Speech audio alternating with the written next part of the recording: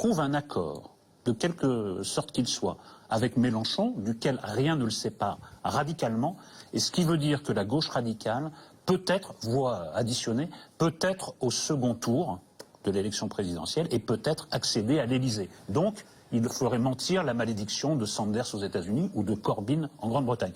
Soit, en effet, il ne veut pas, il ne crée pas les conditions de ce rassemblement et il ne vise que le PS et il est condamné à la 4e ou à la 5e place de la présidentielle. Mais en tout cas, il se présente une fenêtre d'opportunité tout à fait inédite et tout à fait inattendue pour la gauche de la gauche, une union Hamon-Mélenchon qui pourrait renverser la table. Tu veux dire que pour rentrer dans l'histoire, il faut qu'il se retire? Absolument. Oh, c'est sur cette phrase magnifique que nous allons terminer ce débat. Non mais je voulais clarifier. On passe maintenant à notre grand débat.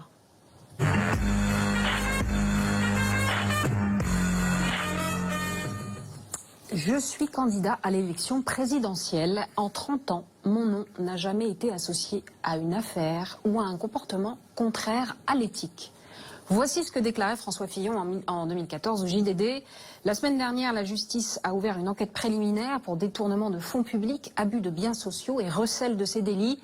En cause notamment, selon les révélations du Canard enchaîné, le soupçon d'emploi fictif dont aurait bénéficié Pénélope Fillon. Alors, simple boule puante ou vrai Pénélope Gate, avant de recevoir Bernard Debré et Anne-Sophie Moutet, voyez cette question qui fâche de Gaël Atlan. Le champion de la primaire, notre futur président de la République. Le champion de la primaire, sommé de s'expliquer sur un supposé emploi fictif dont aurait bénéficié Pénélope Fillon, était dimanche encore très déterminé. Je viens de loin et on ne m'intimidera pas. Dès le début, Pénélope est à mes côtés. Un couple visé, plus que jamais uni, et un François Fillon fragilisé, autour duquel sa garde rapprochée tente de faire bloc. Aujourd'hui, on veut calomnier notre champion. La bourrasque de cette semaine, c'est finalement le lot de toutes les campagnes électorales qui consiste à tirer à boulet rouge sur le favori.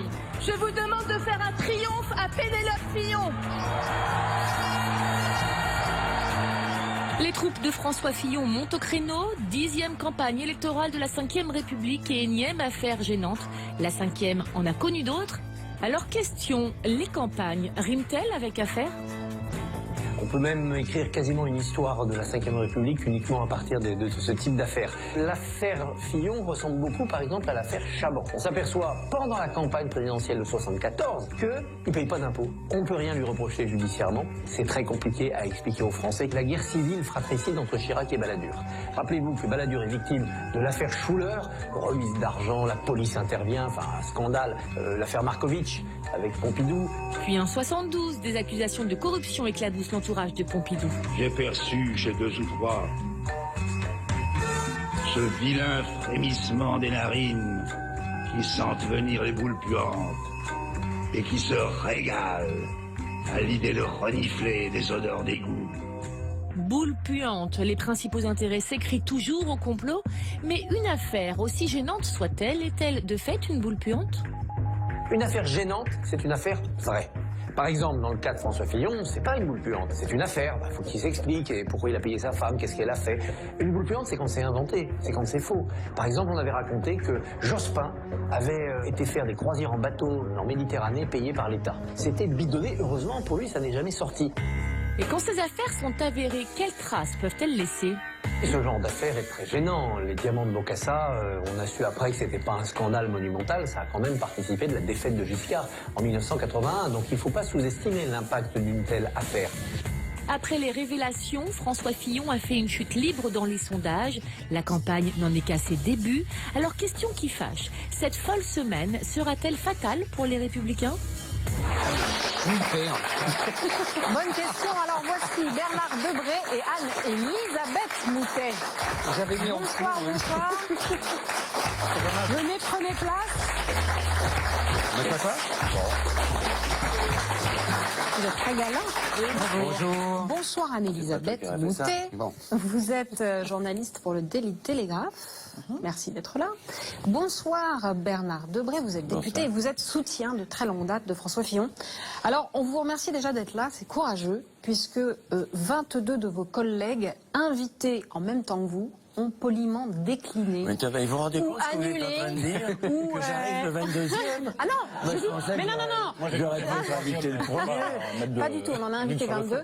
Alors il doit y avoir des cours de poney aquatique le mercredi matin. En tout cas, personne n'est là. Alors n'y a-t-il plus personne pour sauver le soldat Fillon? Mais écoutez, d'abord, je suis là, alors ça, c'est comme très vous le gentil, je savez, vous l'ai mais il y en a beaucoup d'autres qui y sont. On s'est partagé un certain nombre de télévisions, de radios. Bon, d'un autre côté, on va pas faire en On permanence les voit pas des beaucoup. télévisions. des C'est-à-dire que radios. c'est quand même une affaire qui pose des problèmes, donc des questions. Mais donc, oui, ça pose des problèmes parce que vous vous en posez. Attendez, première question. C'est la justice qui s'en pose. voilà. Non, c'est pas la justice, c'est seulement le nous. procureur. Ah. Et c'est pas un juge. Non. Et c'est ça qui est embêtant. Le procureur nommé par qui? Par la gauche, par M. François Hollande, M. Nadal. Bon, alors, c'est pas la justice, ils peuvent pas le mettre en examen. Non, ça nous sommes Ah, d'accord. on va voir, on va voir. Ah oui, pas dans, Donc, pas dans je ce dois premier dire. temps, nous sommes d'accord, oui. Ah bon? Oui, oui. Hein? Est-ce qu'on a le droit d'employer sa femme? Oui. Oui. Regardez Barthelome, il employait Oui. sa femme. J'ai la liste. Ah non, mais il y a 20% des députés français Oh, mais qui même je emploient vous ai un apporté des la membres de leur liste famille. exprès parce que j'ai fait exprès. Donc il y en a, mais alors j'ai tout ça. Non, là, le problème, c'est pas d'employer sa pas ça femme, que c'est je les vais soupçons d'emploi fictif, monsieur Mais- Debré, mais vous savez bien. Soupçon. On va condamner quelqu'un sur un Ah, soupçon. pas du tout, une enquête est ouverte. Eh ben, Donc, une enquête est ouverte, mais est-ce qu'on peut prouver qu'il y a un emploi fictif? Je ne le crois pas. Moi, j'ai eu des relations avec François Fillon, et quand tu lui ai dit, viens inaugurer ma permanence, ou viens inaugurer... Mais non, je vais t'envoyer ma collaboratrice. Je me fous de ta collaboratrice. Il m'a dit, oui, mais c'est ma femme. Ah ben, dans ce cas-là, c'est mieux. Envoie-moi ta femme. Voilà, c'est Mais tout. c'était quand ça hein Oh, ben, j'ai eu ça une fois, il était Premier ministre, donc elle travaillait pas officiellement avec lui, mais il la considérait comme sa collaboratrice, et je l'ai eu avant. Monsieur Debré, attendez. Monsieur Zemmour. Moi, je vous crois tout à fait, c'est pas le problème. Ce que je comprends pas, c'est que pendant des mois, il y a eu une opération de communication qui était à l'opposé de ça. C'est-à-dire que Madame, je vous explique, Madame Fillon, les rares fois où elle était intervenue, parce qu'elle était assez discrète, il faut lui reconnaître ça, disait mais moi la politique ça m'intéresse pas, je préfère élever mes enfants, etc. Et c'était, moi ça me choquait pas du tout, hein, c'était simplement. Donc là, aujourd'hui, comme on dit que elle est soupçonnée d'emploi fictif par les médias, le procureur, j'approuve tout à fait votre distinguo et j'en sais quelque chose. Là, on dit, ah ben non, elle était partout. C'est le décalage de communication qui est bizarre. Décalage de communication. Il y a trois types d'attachés parlementaires. Il y a l'attaché parlementaire qui a les dents longues comme ça, qui veut devenir député et ministre. D'ailleurs, beaucoup de députés et de ministres ont été attachés parlementaires. Absolument. François Fillon lui-même. Absolument. Bon, mais il y en a beaucoup. Il y a l'autre attaché parlementaire qui fait son boulot, qui dit, moi, ça m'intéresse. Voilà. Et puis, il y a l'attaché parlementaire qui n'a aucune ambition politique et qui ne veut pas être sur le devant de la scène et qui fait son boulot dans son coin, que ça soit en province quand c'est en province. Moi, j'ai eu des attachés parlementaires. Et ils avaient des badges, eux parce que... Mais non, on n'a pas besoin de badge. C'est un mensonge. J'ai lu que le responsable disait personne. Monsieur Debré, il y a deux aspects dans cette affaire. Il y a en effet, bon, François Fillon a droit à la présomption d'innocence. Oui. On Il a observe droit quand même, de non, mais on savoir. observe quand même que les éléments à charge ne cessent de s'accumuler. Il y en a qui sont quand même très gênants, c'est que même quand François Fillon devient ministre et qu'il est remplacé par son suppléant, sa femme continue à travailler pour le suppléant, donc pas pour son Et mari. le problème, c'est le niveau de rémunération. Avec une augmentation de salaire. Ensuite, il est, comme vous, dans une opération de déminage au journal de TF1. Il dit, en effet, elle a travaillé pour moi, j'ai pas songé à l'engager avant 1997. Nouvelle révélation, elle a travaillé pour lui bien avant cette date. Mais ça, c'est l'aspect, on verra ce que dit la justice. Mais est-ce que vous pensez vraiment que le débat, c'est encore au niveau de la justice? Est-ce que ce n'est pas simplement que son image est tellement entachée, tellement abîmée, qu'il faut vraiment penser à autre chose? C'est à nous et Mais c'est à vous que je lui veux... Absolument. de remonter cette image. Pourquoi? Parce que moi, si vous voulez, j'ai aucune ambition, j'arrête la politique, je ne me représente pas. Là, en 2017, j'en ai assez, j'ai l'âge qu'il faut, je m'en vais. Donc j'ai pas d'ambition. Simplement un ami que j'aime bien, et en qui j'ai une totale confiance. Je lui ai posé la question les yeux dans les yeux. Il m'a répondu ce qu'il m'a répondu. Il m'a dit, écoute, elle était employée, tu le sais. Ah, vous savez, tu le sais. Hollande a posé la question à Cahuzac les yeux dans les yeux. Non. Vous savez ce qu'il lui a répondu, vous connaissez la suite. Vous voyez ce que je veux dire? L'assimilation Cahuzac. Non, vous me parlez de yeux dans les yeux. Moi, je vous dis que c'est pas un argument. Non, mais votre sens de l'amitié est tout à votre honneur, mais c'est pas un argument. Chirac et Mitterrand, les yeux dans les yeux, c'est absolument. Ils mentaient l'un et l'autre. Ils mentaient les deux. Voilà. Vous allez un peu dans mon sens. C'est bon, je ne veux pas vous enfoncer. Mais il le faisait bien. À ce moment-là. Mais il le faisait bien. Et pourquoi m'aurait-il menti seul à seul? Pourquoi? S'il veut qu'on le défende, il vaut mieux qu'il dise la vérité. Mais Monsieur Debré, il m'a dit la vérité, je le crois, je le défends. Est-ce que vous ne pensez pas qu'il va y avoir un problème politique, qui est le décalage entre ça? Parce que moi, à la limite, je voudrais qu'on m'explique d'ailleurs, et je vais aller dans votre sens, j'ai cru comprendre que de toute façon, cet argent revenait en tant que député, qu'il n'avait pas besoin d'embaucher officiellement sa femme pour avoir cet argent. Ça, c'est encore un autre mystère que personne n'arrive à élucider. Oui. Vous comprenez ce que je veux dire? C'est-à-dire que cet argent s'est accordé au député en tant que tel. C'est tellement vrai. Donc il n'a pas besoin d'embaucher qui que ce soit. Il peut garder l'argent pour lui. Oui. Donc pourquoi embaucher? Il pouvait. Mais voilà. Avant 2013, une législation. Voilà, ça a changé. C'est pour ça que oui, non, mais c'était avant. Non, mais, donc, vous voyez, c'est pas pour être de mauvaise foi. Mais en revanche, là où il va y avoir un problème, c'est qu'il y a un décalage politique énorme entre M. Fillon qui vient et qui va tenir un discours de la rigueur, du sang et des larmes. Il faut virer 500 000 fonctionnaires, il faut réduire les déficits budgétaires, sociaux, il faut se serrer la ceinture, etc. Bref. Et après, on va lui dire, oui, mais toi, mon coco, tu t'en mets plein les poches, tu embauches ta femme, tes gosses, etc. Alors là, il y a un décalage meurtrier. Mais il y a un décalage. Vous savez, quand Madelin a sorti cette vanne très drôle en disant le programme de Fillon, c'est Robin des Bois à l'envers, il prend aux pauvres pour donner aux riches, ça va le coller à lui. Mais... Anne-Elisabeth Moutet, est-ce que dans un pays anglo-saxon, le poison du doute, ce dont parle Éric Zemmour, aurait déjà fait que le candidat se serait retiré? Oui. Oui, sinon il est malheureusement d'un point de vue anglo-saxon, je veux pas juger plus, mais enfin d'un point de vue anglo-saxon, il est carbonisé. Le problème, c'est d'abord en politique, la perception, c'est la réalité. Donc, bien sûr que non, c'est pas une question de justice, et on peut même trouver des arguments sur le fait que la justice a été d'une célérité absolument impressionnante. On a vu ça qu'avec Nicolas Sarkozy jusqu'ici, parce que sinon on peut attendre des mois pour se faire juger. Non, pas du tout avec Equilibre Morel. Pas du tout, il n'est même pas encore jugé. Mais si, bien sûr que si. Mais attendez, on a attendu. Non, mais avec Cahuzac, c'est allé vite à partir du moment où c'est allé vite aussi. Non, mais écoutez, en plus. Mais c'est pas le sujet parce que M. Fillon a demandé à être entendu rapidement. Le sujet, c'est qu'il faut que ça soit fait rapidement. Monsieur Debré, on laisse rapidement pendant une campagne électorale, et avec cette célérité immédiatement, ça c'est tout de même formidable. On a pratiquement l'impression que les juges, comme les politiques, reçoivent le Canard enchaîné le mardi soir et pas le mercredi matin dans les kiosques, comme les Pékins moyens. Mais tout ceci, ça a à voir avec cette perception du eux et nous, qui est devenu le sujet des campagnes politiques dans tous les pays du monde développé maintenant.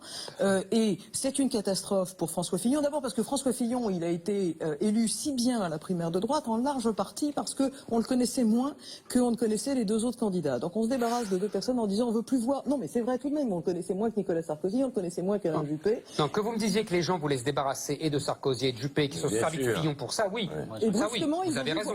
Mais Fillon était très connu. Il a été Premier ministre pendant 5 ans, tout à fait d'accord avec vous, et néanmoins on dit ah voilà un homme neuf. Ce qui devrait d'ailleurs nous poser des questions sur ses qualités politiques. Et puis il arrive et il est le nouveau visage. Alors c'est assez embêtant d'avoir un nouveau visage qui se prenne quelque chose comme ça en face d'un visage plus nouveau encore qui est celui de Macron. Puis alors on est toujours le jeune de quelqu'un parce que ça dure jamais très longtemps. Ça c'est comme dans la vie, vous savez. C'est une situation difficile. Mais c'est aussi un problème de perception politique sur ce que les gens sont prêts à attendre des hommes politiques. Et dans ce cas spécifique, je suis tout à fait d'accord, il s'est extraordinairement mal débrouillé en communication parce que la seule façon de désamorcer ce genre de choses, et personne n'y pense jamais, c'est de dire écoutez, c'était légal, On est un député sur 5 à le faire, mais vous avez tout à fait raison, ça n'est plus acceptable, surtout avec les difficultés qu'éprouvent les gens maintenant. Je rembourse tout. Il disait ça le premier jour. Et lui, il a c'était dit, pas j'aime fini, ma mais femme. c'était désamorcé. J'aime ma femme. Ah, oui, c'est très gentil, mais c'est absolument... D'abord, c'était de la misogynie. Moi, je suis désolée pour Pénélope Fillon, je crois que c'est une femme tout à fait bien, et elle se prend ça absolument en travers de la figure.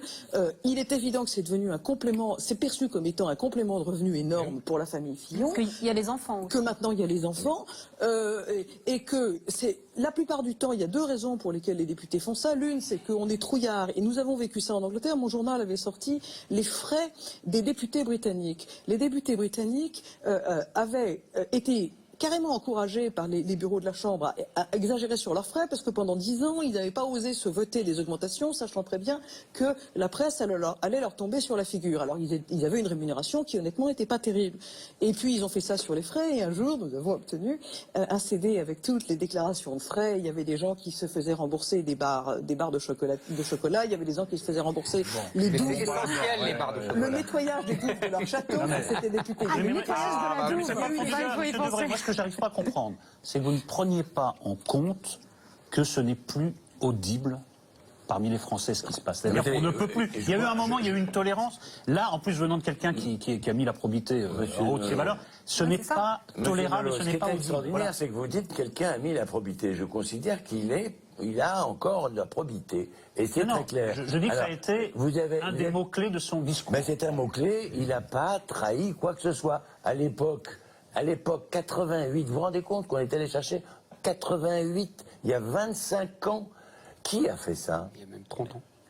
88, Non, mais- On est allé juste Ouais, c'est pas vérifier le ce qu'il débat. disait, simplement. 88, c'est l'année, je 88. crois, de la loi sur le financement des partis politiques. Non, mais c'est pas le du tout. débat. 95. Que cette 95. affaire, non mais Monsieur 95. Debray, que cette affaire soit sortie par quelqu'un qui ne veut pas du bien à Monsieur Fillon, je crois que tout le monde l'a compris. Ben, évidemment. Ça n'empêche pas de se prononcer sur le fond. Vous savez qui, Si Monsieur cet Debray emploi, Non, on est en train de chercher. oui, parce que là, vous allez trouver. Ah oui, il y a Eh des oui, noms qui on courent va en pareil. trouver. Vous allez Mais bien trouver. sûr qu'on a des noms. Il y a une cellule c'est Quel incontestable. est le scandale? Que l'affaire ait été révélée ou que cette affaire corresponde à une réalité selon vous? Parce que, Quelle écoutez, réalité? bah, écoutez, là, les soupçons d'emploi fictif ne cessent. soupçons. Ah bah, bien sûr, bah, les soupçons, on en est aux soupçons.